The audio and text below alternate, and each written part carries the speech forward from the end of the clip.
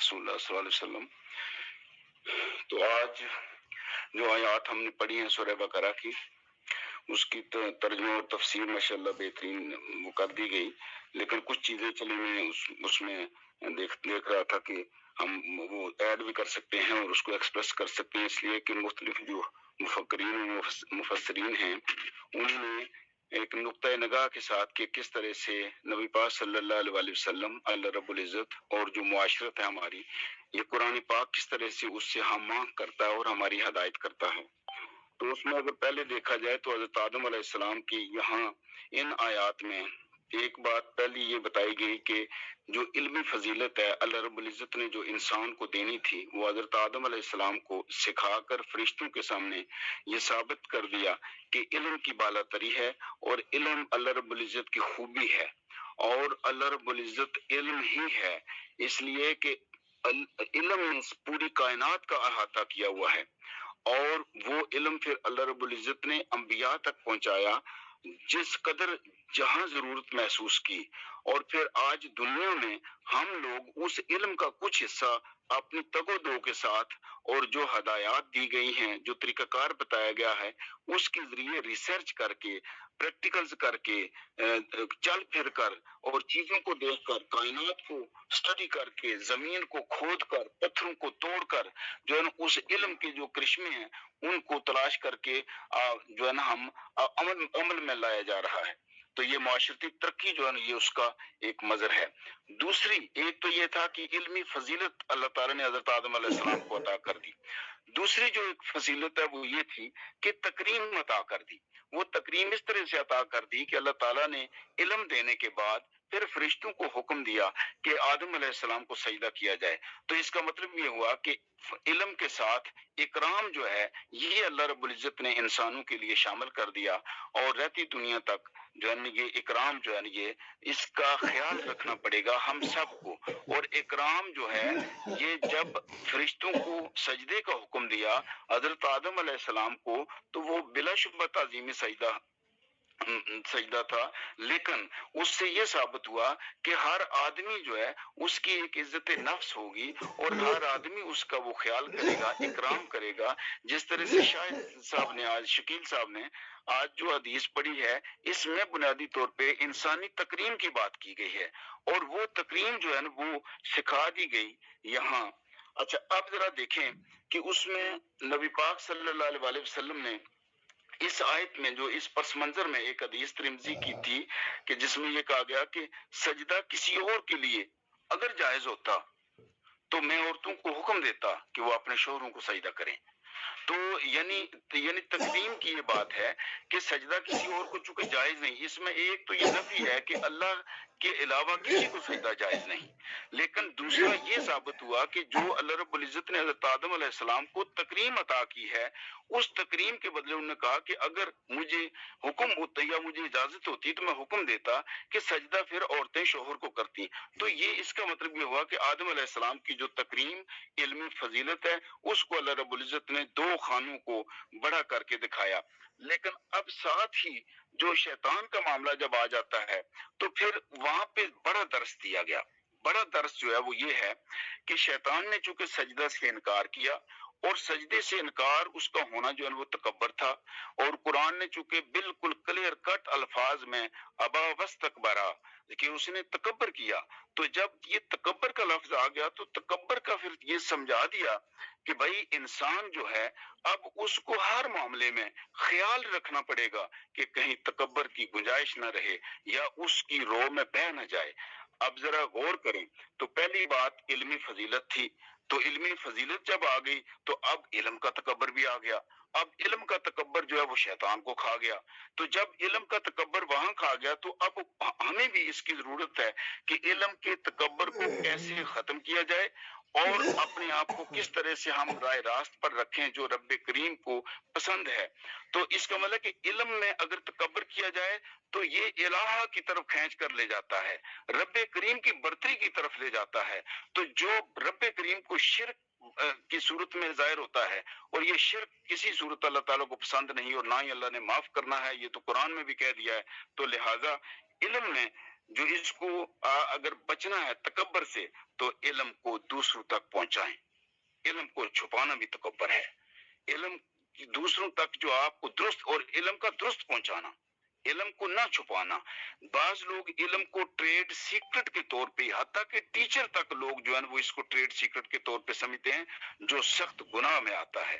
اور اس کو trade secret نہیں بلکہ علم کے تکبر سے بچنے کے لیے ہمیں چاہیے کہ ہم علم کو زیادہ سے زیادہ لوگوں تک پہنچائیں، تاکہ لوگ جب آپ سے علم سیکھیں گے تو پھر آپ کے اندر ایک پرسکون احساس ہوگا، جس کے ذریعے آپ اس علم کی قدر آپ کے اندر آئے گی.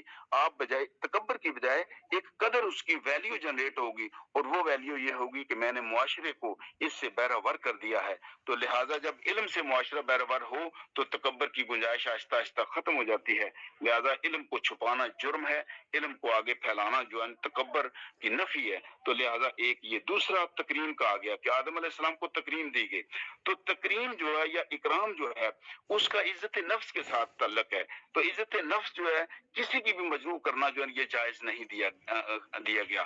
تو لہٰذا ہمیں بھی آج ضرورت ہے کہ ہم ایک دوسرے کی عزت نفس کا خیال بھی کریں اور ایک دوسرے کا احساس کریں. نبی پاک صلی اللہ علیہ وسلم نے برم رکھنا سکھایا ہے، حتیٰ کہ اپنی محفل میں اگر کسی کی بات پسند نہیں آئی تو اس کے جانے کے بعد اس کو پیغام کسی کے ذریعے بھیجا کہ آپ یہ کہنا، یہ کرنا، یہ لگانا یہ چھوڑ دیں.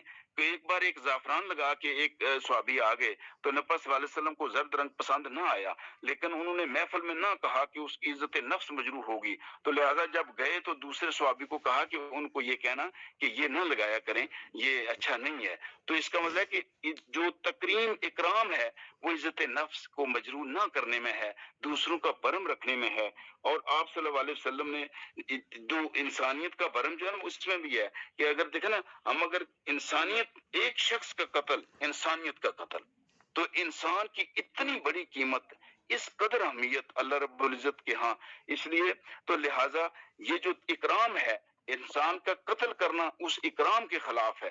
یہی وجہ ہے کہ پوری انسانیت کا قتل قرار دیا گیا ہے، پورے نفاس کا قتل قرار دیا گیا ہے. تو لہٰذا ہمیں اس کے اوپر احتیاط کرنے کی ضرورت ہے کہ ہم ایک دوسرے کی عزت نفس کا خیال کریں اور ایک دوسرے کی عزت کو بحال رکھیں، چونکہ عزت ہی عزت جو ہے وہ اٹریکٹ کرتی ہے. دوسرا جو تکبر آ جاتا ہے وہ عبادت میں آ جاتا ہے. تو عبادت کی جو ہے اس کا جو ہے ایک بہترین طریقہ یہ بھی ہے کہ نبی صلی اللہ علیہ وسلم کی یہ معمول تھا کہ سنتیں وہ گھر ادا کیا کرتے تھے، نوافل گھر ادا کیا کرتے تھے. اس کے دو پہلو تھے، ایک تو گھر والوں کو بھی پتہ چلے کہ عبادت کرنی ہے، اللہ کے آگے جھکنا ہے. دوسرا یہ ہے کہ لوگوں سے چھپ کے زیادہ سے زیادہ جو عبادت کی جا سکتی ہے، تاکہ اس میں کہیں تصنع اور لوگ یہ نہ سمجھ لیں کہ جی یہ بالکل ہی ایسے ہی ہے کہ مسیطڑ ہے، جس طرح آج کل لوگ کہتے ہیں. حالانکہ اس میں حرج نہیں ہے، لیکن اس کے باوجود یہ کہا گیا کہ فرض جو ہے وہ جماعت کے ساتھ مسجد میں ضرور پڑھے جائیں، لیکن باقی سارے جو ہے وہ چیزیں اگر وہ آپ گھر پڑھتے ہیں تو گھر والوں کے لیے انسینٹو ہے. دوسرا آپ کی ذات کے اندر بھی ایک کنسپٹ آ جائے گا کہ میں عبادت کے تکبر سے جو ہے نا اس میں کہیں نہ آ جاؤں. تو جب آپ اکیلے میں کرتے ہیں عبادت تو تکبر کی گنجائش ختم ہو جاتی ہے، اور گھر میں کرنے کا مطلب یہی ہوتا ہے. اور یہی وجہ ہے کہ نبی صلی اللہ علیہ وسلم میڈیٹیشن جو ہے نا وہ اختیار کیا کرتے تھے. مراقبہ جو ہے نا وہ غار حرا میں جانا مراقبہ ہی تھا. اور یہ آئسولیشن جو تھی یہ اسی تکبر کو ختم کرنے کے لیے کہ لوگ یہ نہ سمجھیں کہ اس قدر یہ سارا کچھ ہو رہا ہے. تو یہ ہمارے لیے لیسن ہے اور آج بھی ہمیں اس کے اوپر. تو اور اس کے علاوہ جو تکبر کی اگلی صورت ہے وہ عمل ہے کہ اپنے عمل میں دیکھیں ہمارا چلنا پھرنا کہ ہم کس طرح سے چلتے ہیں، لوگوں کو ہمارا چلنا کیسا لگتا ہے. اگر تو قرآن میں اللہ تعالیٰ نے کہا کہ جی کیا اگر ایڑی مار کے چلو گے تو کوئی زمین پھاڑ دو گے، اگر ایڑی اٹھاؤ گے تو کیا پہاڑوں سے اونچے ہو جاؤ گے. تو یہ کچھ بھی نہیں انسان کر سکتا. لہٰذا عاجزی کے ساتھ چلنا تاکہ لوگوں کو آپ کا وہ گھمنڈ جو ہے نا وہ محسوس نہ ہو. یہ بھی اس سے ہمیں میسج ملا ہے کہ اپنے عمل کو درست کریں، اپنے چلنا پھرنا درست کریں، اپنی بات کرنا درست کریں. باتوں سے بھی تکبر جو ہے اس کی گنجائش جو ہے اس کو ختم کر دی گئی، اشاروں سے اس تکبر کی گنجائش کو ختم کر دیا گیا. جسم کے جو اشارے ہیں اس سے بعض اوقات ہم کندھے اچکا کے بات کرتے ہیں اور اس طرح سے جس کو انگلش میں ایک لفظ اینٹکس استعمال کرتے ہیں. تو اینٹکس جو ہے نا وہ جسمانی اشارے ہوتے ہیں، جسم کے اعضاء کے ذریعے وہ بھی جو تکبر کی نشانی ظاہر کرتے ہیں کہ جی ہم کسی سے بعض اوقات کسی کو ڈرا دھمکا رہے ہوتے ہیں. بعض اوقات آپ کا دیکھنا تکبر کی جو ہے وہ علامت بن جاتا ہے کہ آپ کا وہ دیکھنے کا انداز جو ہے ہے. تو لہٰذا اس سے بھی ہمیں غور و فکر کرنی چاہیے کہ جی میں کس طرح سے اپنے روز و شب گزار رہا ہوں. امارت اور دولت کا تکبر جو ہے یہ اگلی صورت میں آ جاتا ہے. امارت اور دولت کے تکبر کو ختم کرنے کا بہترین طریقہ قرآن پاک میں اللہ رب العزت نے بتا دیا ہے کہ وہ جو صورت کا میں نے کم و بیش ترجمہ جو ہے وہ یہی ہے کہ خوشحالی اور تنگی میں دوسروں پر خرچ کرو. خوشحالی اور تنگی میں دوسروں پر خرچ کرو. یہ قرآن میں اللہ رب العزت نے فرما دیا. یہ جب آپ خوشحالی اور تنگی میں دوسروں پر خرچ کرتے ہیں تو آپ کی امارت کا تکبر رب کریم خود بخود ظاہر کر دیتا ہے اور آپ کے اندر ایک احساس نرم احساس پیدا ہوتا ہے جس سے آپ کو دوسروں کی تکالیف جو ہے وہ محسوس ہوتی ہیں. معاشرتی ترقی پر خرچ کرنے کا کہا گیا ہے تاکہ دوسرے لوگ جو ہے آپ کی اس امارت سے فائدہ اٹھا سکیں اور سوسائٹی اوور آل جو ہے اس کا جو بینیفٹ لے. فلاحی کام بھی اسی لیے کہا گیا ہے کہ فلاحی کاموں پر جو ہے وہ خرچ کیا جائے. اسی طرح سے تعلیم کے اوپر خرچ کیا جائے. ایسے لوگوں کی تعلیم پر خرچ کیا جائے جو افورڈ نہیں کر سکتے. تو آپ کی امارت کا تکبر جو ہے ان سارے عوامل پر اگر عمل کیا جائے تو وہ تکبر ختم ہو جاتا ہے. تو امارت جو ہے وہ بھی جائز ہو جاتی ہے, دولت جائز ہو جاتی ہے. شان و شوکت اور لباس کا تکبر جو ہے یہ سب سے زیادہ ہے کہ ہم کپڑوں کو استری لگا کے کلف لگا کے ہمارے پاؤں جو ہے وہ اس طرح سے چلتے ہیں جسم ایسے پتہ چلتا ہے کہ جی میں تیر کی طرح سیدھا ہوں. تو اس میں بھی یہ دیکھنا ہے اس لیے کہ جب دوسرے لوگ آپ کو دیکھتے ہیں تو وہ دوسروں کے مائنڈ میں یہ کنسپٹ جاتا ہے کہ جی یہ تکبر کی علامت ہے. لہٰذا اس کو ختم کرنے کے لیے اپنے اندر عاجزی لانے کے لیے دوسروں کو کپڑے مہیا کریں, دوسروں کو لباس مہیا کریں. ایسے لوگوں کو تلاش کر کے ان لوگوں کو وہ کپڑا مہیا کیا جائے جو لوگ موسمی شدت کو برداشت نہیں کر سکتے. کتنے لوگ ہمارے آس پاس ہیں کہ اس طرح کے موسم آج کل سردیاں ہیں جیسے, تو آج کل سردیوں میں کیسے لوگ ہیں جن کے اگر سر کام نہیں کرتے وہ پریشان حال ہیں. تو بعض لوگوں کو وہ اسی طرح سے سڑکوں کے اوپر بیٹھے ہوئے ہیں, لیٹے ہوئے ہیں. تو یا اپنے خاندان میں دیکھیں, فیملی میں, دوستوں میں, محلے میں دیکھیں, جو ہماری اصل ذمہ داری ہے کہ ہمارے ارد گرد مسائیگی میں کوئی ایسا نہ ہو.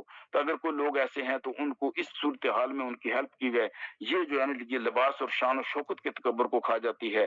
دوسرا کھانے اور رزق کا تکبر جو ہے, کھانے اور رزق کا تکبر اس کو ختم کرنے کا صرف یہی طریقہ ہے کہ جب آپ خود کھاتے ہیں کبھی کبھی دوستوں کو کھلائیں, کبھی رشتہ داروں کو کھلائیں, صلہ رحمی والوں کو کھلائیں, غریبوں کو کھلائیں, ان لوگوں کو کھلائیں جن لوگوں کے بارے میں قرآن پاک میں کہا گیا ہے صلہ رحمی والے اس میں شامل ہیں, غریب اس میں شامل ہیں, مساکین اس میں شامل ہیں, فقراء اس میں شامل ہیں, مسافر اس میں شامل ہیں.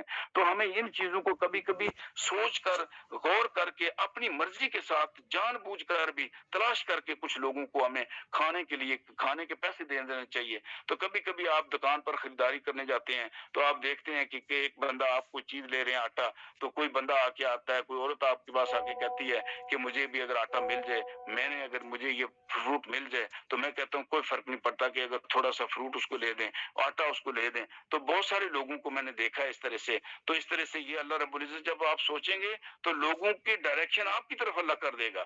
لیکن ہمارے سوچنے کا عمل ہے کہ جب میرے مائنڈ میں یہ بات آ گئی کہ میں نے اس کھانے اور رزق کا جو تکبر ہے میں نے اس کو ختم کرنا ہے, میں نے اپنے سے اس کو جدا کرنا ہے, تو رب کریم آپ کا راستہ لوگوں کو دکھا دیتا ہے.